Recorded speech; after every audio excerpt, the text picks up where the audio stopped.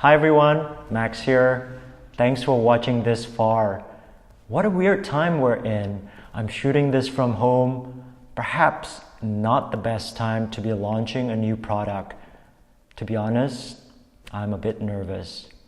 But I'm also very excited to share this with you.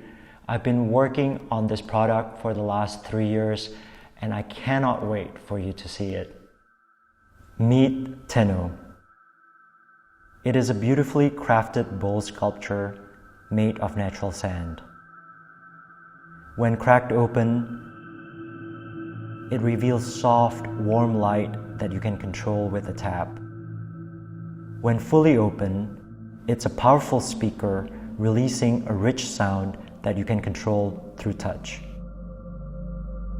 I created Teno because I'm tired of technology becoming obsolete faster and faster.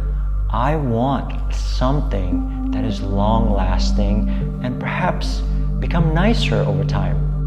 I want to create a piece of technology that you'll be proud displaying at home because it's unique, personal, and has a touch of handcrafted quality to it rather than another piece of industrial design that you see everywhere.